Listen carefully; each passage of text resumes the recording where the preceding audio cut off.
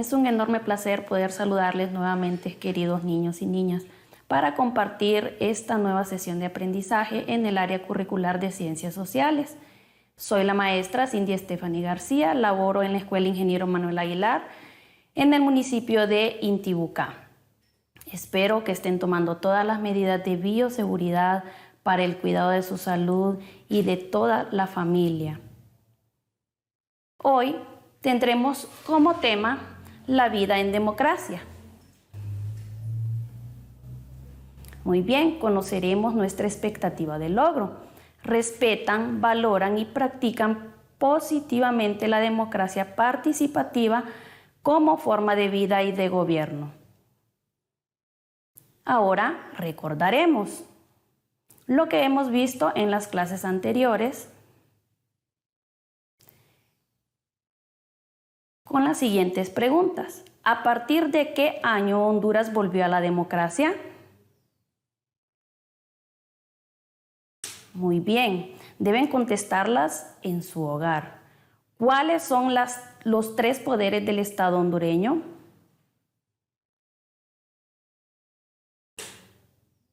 ¿Qué condiciones hay que cumplir para vivir en democracia? ¿Cuándo nosotros practicamos la democracia? Si recordamos, en clases anteriores hemos conocido varios conceptos de democracia, pero ahora lo conoceremos en la forma de vivir la democracia. ¿Sabías que la democracia está ligada o unida a la búsqueda histórica de libertad, justicia, progreso material y espiritual? Es decir, que además de ser un sistema para elegir gobernantes, es también una manera de construir, garantizar y expandir dichos valores en la vida diaria. ¿Qué es vivir en democracia? Vivir en democracia es disfrutar de libertad de pensamiento, de credo o religión y de ideología política. También es convivir en una sociedad donde no se impone a lo que se debe creer o pensar. Muy bien, de esta manera nosotros vivimos en democracia, no obligados a creer en algo, sino a lo que nosotros queremos creer. Para que podamos construir verdadera democracia, debemos formarnos en valores, fomentar y construir una cultura de paz.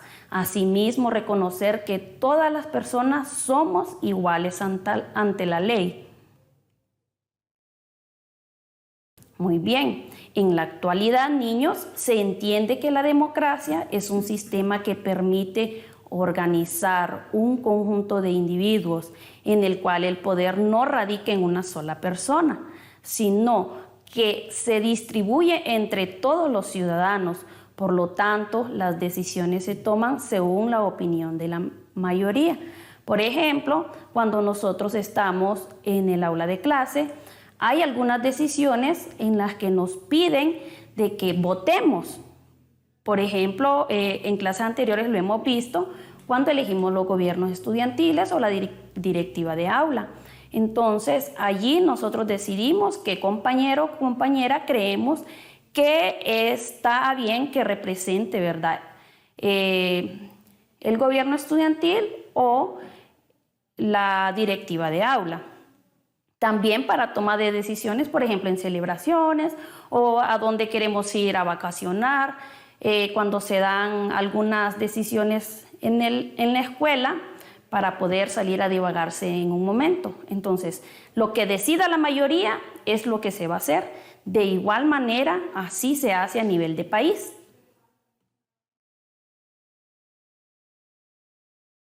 Formas de democracia. Conocemos dos formas de democracia: democracia política y democracia social. La democracia política se caracteriza por un orden representativo, elecciones periódicas, sufragio universal, división de poderes y principios de la soberanía popular. Por medio de este régimen, el pueblo decide quiénes lo representen: el poder ejecutivo, el poder legislativo y las corporaciones municipales. Cuando llegamos a una mayoría de edad, nosotros podemos ya elegir a nuestros gobernantes, nuestros representantes. La democracia política significa que todos estos valores deben cumplirse, son condiciones que deben cumplirse en un país, en una nación, para que sea democrática. La democracia social. La democracia social, dice, es entendida como la implementación de mecanismos democráticos de toma de decisiones del Estado, las cuales caracterizan a la sociedad civil. Por ejemplo, cuando nosotros vamos a las urnas, repito, cuando ya cumplimos una mayoría de edad, vamos a las urnas a elegir por nuestros representantes, nuestros gobernantes. De esta manera nosotros garantizamos la participación para esta toma de decisiones. De esta manera nosotros estamos siendo parte de lo que elegimos o lo que buscamos para el bienestar de nuestro país y de nuestra nación.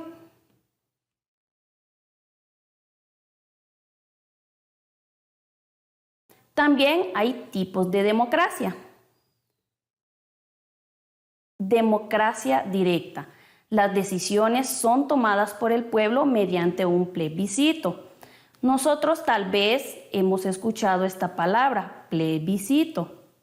Muy bien, si la conocemos, sabemos que plebiscito es cuando el presidente de una nación nos convoca a ir a las urnas, sin ser para elegir un presidente o para elegir los diputados o los gobiernos municipales, sino para votar o elegir sobre una ley.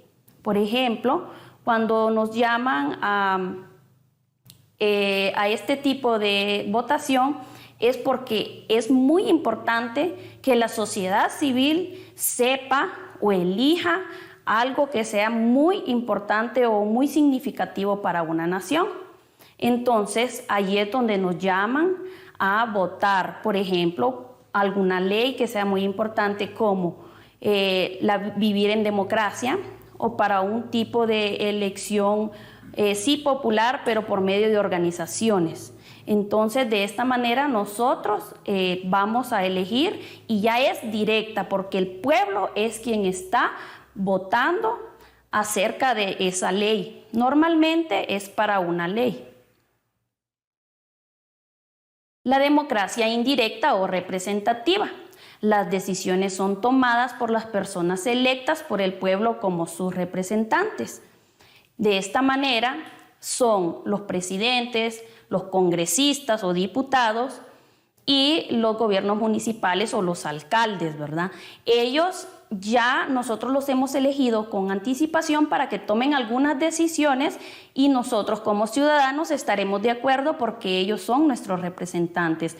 Entonces, esta es democracia indirecta o representativa, porque ellos ya están elegidos para que representen a la ciudadanía. Y la democracia participativa. Se aplica un modelo político que facilita a los ciudadanos y ciudadanas su capacidad de asociarse, organizarse y que puede ejercer una influencia directa en las decisiones públicas. Esta manera de democracia es cuando hay organizaciones de la sociedad civil, por ejemplo, las que velan por el cumplimiento de los derechos humanos, las que velan por el cumplimiento de la democracia, de los procesos democráticos. Por ejemplo, cuando van a elecciones, hay organizaciones que son encargadas de velar por el cumplimiento de todas las reglas para que se lleve a cabo de la mejor manera. Y estas personas son personas civiles, son ciudadanos.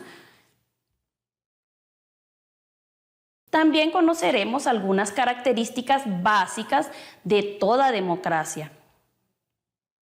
La número 1, responsabilidad civil a través del voto popular. ¿Qué significa responsabilidad civil? Responsabilidad civil es que nosotros, cumpliendo la mayoría de edad, tenemos que ir a votar por algún candidato, el que mejor nos parezca, ¿verdad?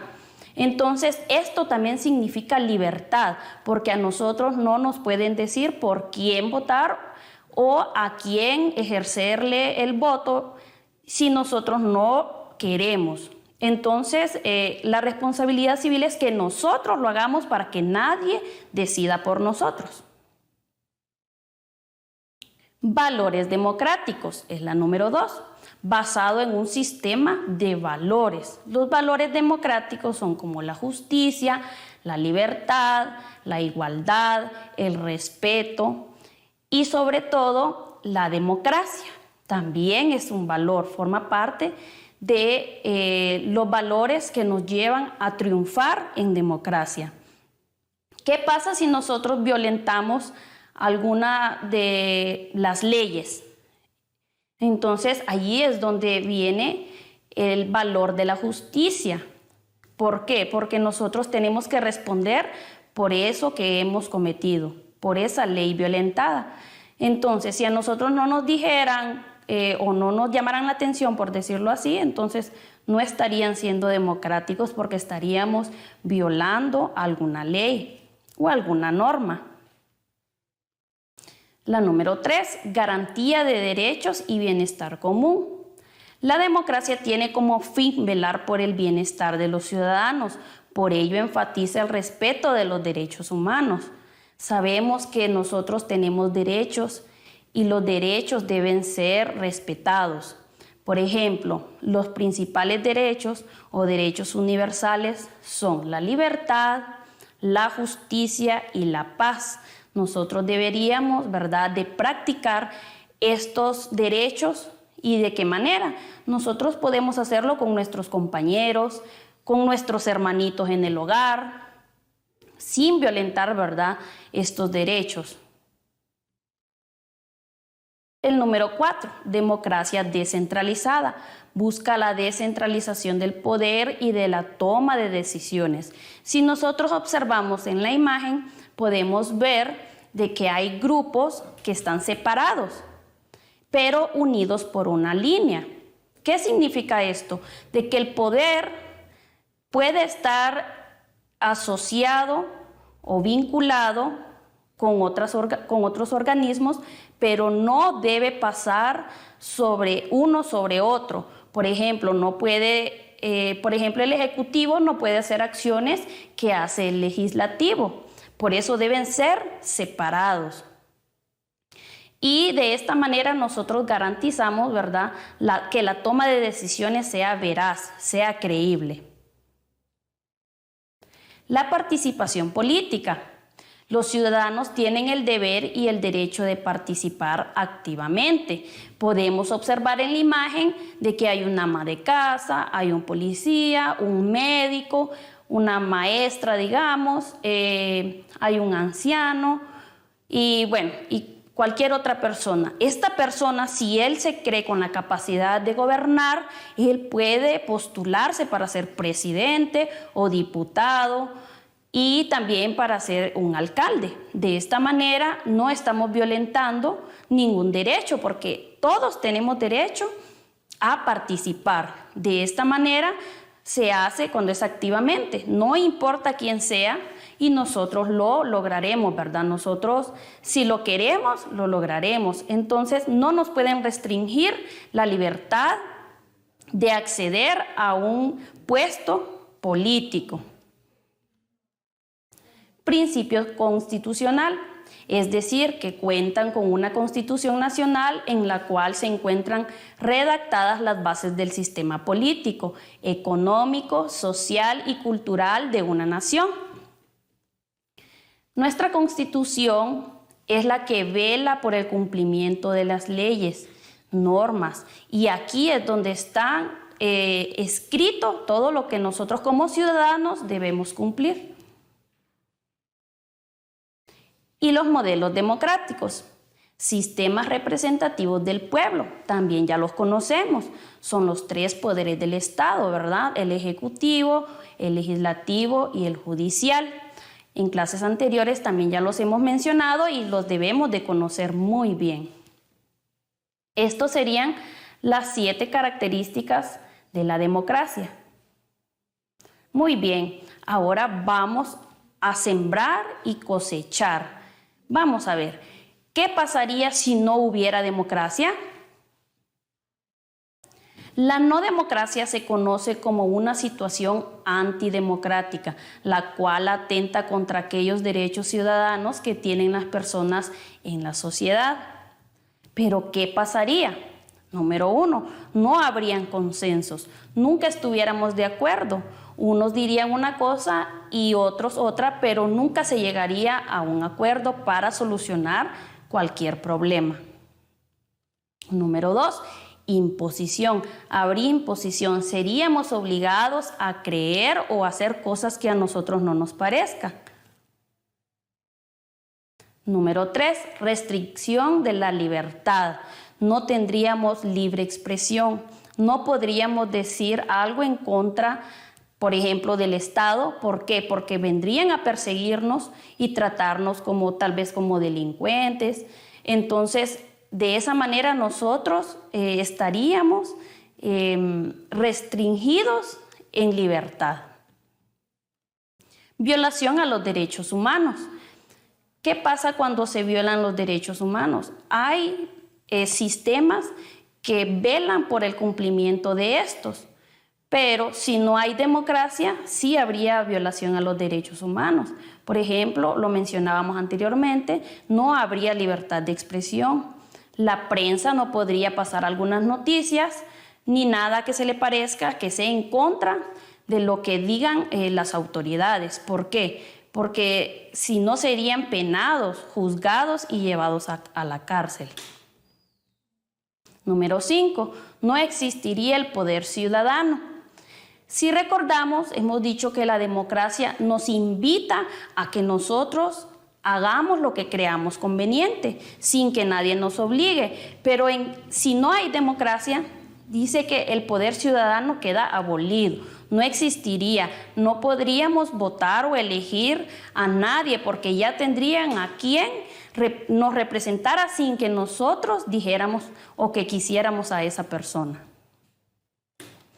Muy bien, ahora en casita nos pondremos en orden y vamos a escribir en nuestro cuaderno qué vamos a hacer para repasar estos nuevos aprendizajes. Vamos a escribir en su cuaderno algunas de las características de la democracia. Ya la hemos visto, entonces se les hará mucho más fácil. Pero si no, nosotros podemos ir al internet y buscarlas, que ahí las encontraremos. También va a elaborar una lista de países de América que practican la democracia como sistema político. Entonces, espero las hagan en casa para que repasen y conozcan también los países de América que practican la democracia. Y siempre recordarles que debemos tomar todas las medidas básicas de bioseguridad, como ser lavarse constantemente las manos con agua y jabón y usar gel antibacterial. También no saludar con las manos ni de beso. Desinfectar las superficies donde vamos a trabajar con el cuadernito, debemos tenerlos muy limpios. No compartir alimentos ni bebidas. Usar mascarilla en todo momento al salir de casa. Respeta la distancia social de al menos 2 metros. Nosotros somos responsables de nuestra salud, por eso los queremos estudiando en casa. Esto ha sido todo por hoy, mis queridos niños. Nos vemos en una nueva sesión de aprendizaje.